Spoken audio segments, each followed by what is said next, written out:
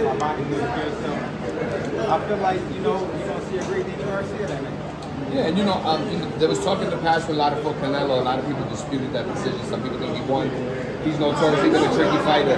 How do you anticipate dealing with a lot of stuff? He's definitely a tricky fighter. He's one of the best boxers you get in the ring with, you know, skill-wise. So, you know, I got my work cut out for me, but we're training. We got the right game plan, and we're gonna go in there and execute. Yeah, and you know, last question for me. It's a fight, obviously, for the 160-pound title that Lara has.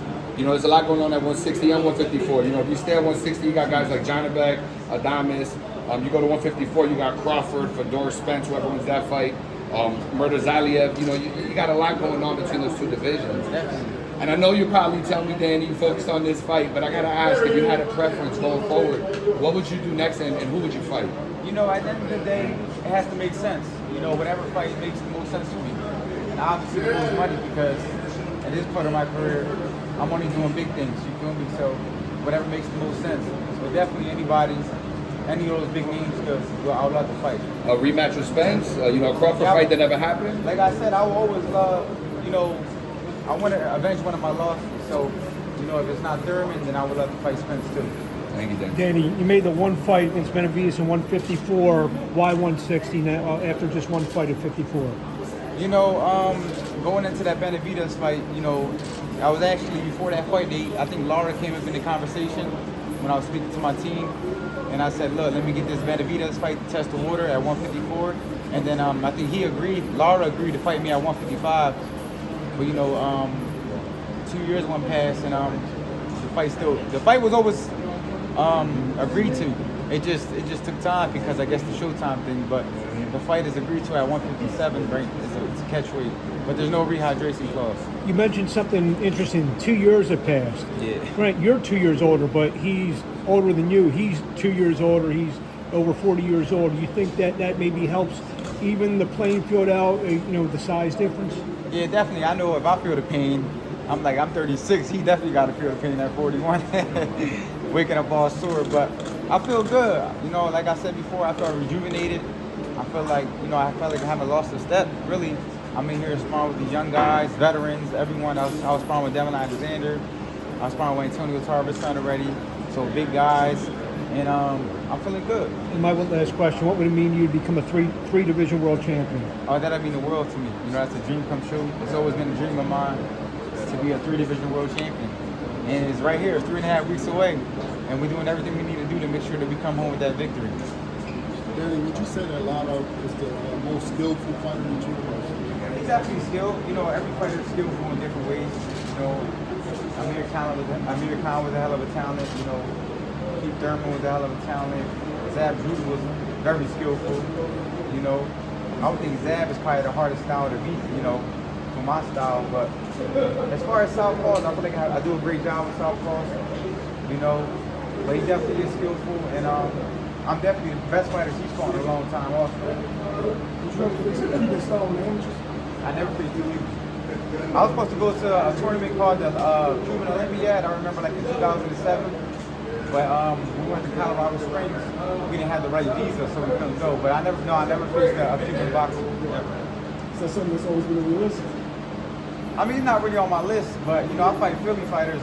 It's slick as you get. I've been doing that since I was a kid, so slickness is really nothing to me at this point in my life. Dan, you went through the Cherry era. Remember that? Yeah. And I look at your resume now. There's like not even many people who come close to your resume. Right, What does that say about you about some fighters?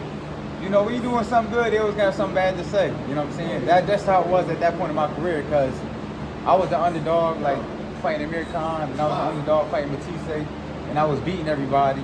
And then I came off fighting 6 straight world champions, and then I fought Ross Salco, and then I got called a cherry picker. But if any other fighter did it, it would have been cool. But you know, at the end of the day, I did what I love to do. I fight the best because I believe I can beat them, and that's why I'm here today. I'm still standing. Danny, a fight that just happened a couple weeks ago, Ortiz and Bochuk, you know, there's controversy about the decision. Just wanted your thoughts on it. It happened at 154 division. You could potentially fight it again. How did you see that fight? That was a tough fight. It could have been a draw. It could have been a draw only because the other guy scored 2 knockdowns. Ortiz I think he made the fight a lot harder than he could have made it because he was throwing everything hard and fast. He wasn't really like taking his time. He was really just trying to get him out of there. And I think he kind of tired himself out, and that's why Bocek was able to stay in the fight, land some big punches. But it was a hell of a fight. I had it a draw. Danny, what are you thinking about Crawford versus Canelo? There are a lot of rumors that that fight might happen. You know, at the end of the day, they're two great pound-for-pound fighters. They feel like, you know, it makes sense and they want to fight each other. Stylistically, it's a great fight. But, you know, Canelo, he's a big dude. And I think it'd be hard for anyone to beat him at 168. But, you know, it's definitely a big money fight, and that's why we're all in boxing. You know, to make the biggest fights and try to be great.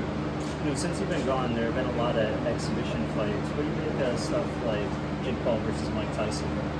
It's entertainment. Definitely entertainment. It's a big difference between boxing and entertainment. I wouldn't call it a boxing fight. You know, it's definitely for entertainment and, you know, give the fans something to watch and entertain the fans around the world. We love Tyson, we love Jake Paul. How do you think that plays out? I'm not too sure. You know, I just hope, you know, everyone has fun and makes a lot of money. You just mentioned, Danny, that it's just entertainment between Jake Paul and Mike Tyson. Do you think, and it's not boxing, do you think Jake Paul is a boxer? Would you classify him as a boxer at this point? Yeah, definitely. I would consider him a boxer for sure because, you know, he's faced the real boxer in Tommy Fury. And even though he's fighting a lot of MMA fighters and beating them, but he's putting the work in. You know, he's doing real training camps, he's sparring real fighters, and he's going there and fighting. So I would definitely consider him a real boxer now. And that's why a lot of these guys are getting knocked out by him. It's because they're saying that he's not a real boxer, but he really is. So you got to come and train like, you know, the guy's taking it serious. So you can't look at it like that. You got to look at it like I'm fighting a real boxer, and maybe one of these guys can beat him. Danny, you mentioned this fight's been brewing for 2 years. It's been on, it's been off. You thought he was going to fight this date, that date.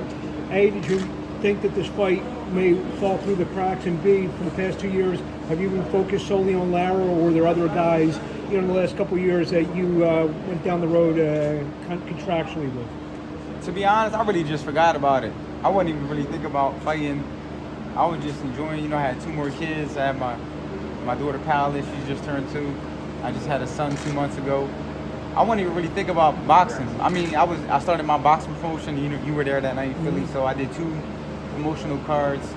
And I was just keeping my head on other things, you know, staying busy, watching these young guys train, always keeping my head in the game, watching boxing. But to be honest, I wasn't even thinking about boxing, you know, until I got the call, and I was like, let's do it. So the Lara fight, it was there, then it died, then I guess got rekindled, I guess? Yeah, I mean, you got like 6 weeks ago, I wasn't even thinking about boxing. You know, and they called me and say, look, you want to fight on the Canelo undercard versus Berlanga? I said, you know, it makes sense. Berlanga's a Puerto Rican, I'm a Puerto Rican, I'm a big draw. You know, I could make history winning the middleweight title, so how can I say no? Danny, so, thank you. Danny, just one question for you. You know, you've had a long career. You're obviously well known. You've done awesome things. You've always managed to stay out of the news and the headlines. And, you know, recently Devin Haney was just in the headlines. Any message for young guys like that? How to stay out of the headlines, how to keep themselves out of problems that you've managed to avoid your whole career? I mean, it's tough, you know, because you walk on thin ice. Like, I'm pretty sure he probably, sometimes when you see all that stuff on the internet, and it's like somebody says something in person, it's like, I was on a site, I'm tired of people trying to pick on me on the internet, and then you see somebody say something to you in person, and it's like, they're going to press you. So maybe he was just tired of, you know, maybe that guy said something to him. I mean, I would never say it's okay for you to go hit somebody, hit a fan in public or anything, but sometimes, like, there's only so much you could take, and then somebody said, like, you can only be the bigger guy so many times, but, you know, you should never put your hands on nobody at the end of the day. But I understand both sides, you know what I mean? Like, you could be tired of people bullying on the internet, you can be tired of people saying stuff, and you always got to be the better guy. But at the same time, you got to be a professional, and you got to learn how to just turn your cheek and walk away and just let your team handle that. And, you know, what happened. It's tough. It's tough. Trust me. I've been there before. Sometimes fans say wild shit to you or curse at you. Sometimes you got fans that are aggressive, try to, you know, you got all types of things you got to, like, turn your cheek on all the time. It's hard to just, you know, sometimes you might be eating with your family and somebody just come over the table, want to talk and want a picture. It's tough, you know, being a professional and just trying to be a regular person, but at the end of the day, you always got to think about, you know, the aftershock. Is this really worth what comes next? And that's what you really got to think about. 2 more questions, guys. 2 more. I know this is obviously significant moments in your career, but it is, in fact, a historical point in boxing. Is there any different mental preparation going into something so historical, being a former world champion? How you mentally prepare for fight? You know, this is to me, it's a dream come true, and I feel rejuvenated. You know, I feel good because I haven't fought in 2 years, but my mind was always in the game, and it's not like when you got a fight on your mind for so long, you just kind of like your mind gets tired and you just train in years for that. But for me, I feel good. You know, I feel like there's a rebirth of Andy Garcia. Is there any other pressure added on to such a historical moment? Again, being a former division world champion and stuff like that. There's always a little bit of pressure. Well, like, you know, AJ Brown told me from the Eagles, he said pressure's made up in the head.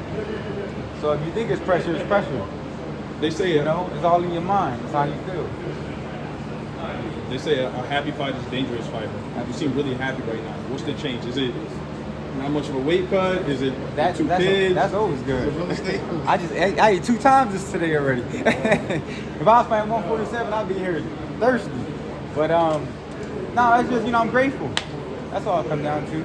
I'm grateful.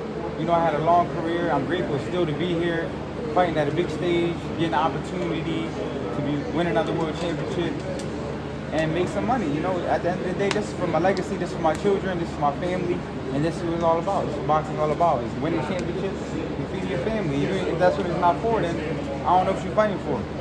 Thank you, guys. Want to go change? Yeah. Does that still inspire you to this day? Guys, hang tight because we're going to bring Does Fulton it still over right inspire you now. now? More, like you said, you're having more young kids now. Keep fighting for your family. Definitely. It makes me want to fight smarter too, though. Because I got to go there. Swim out there wet now. Good to have you back.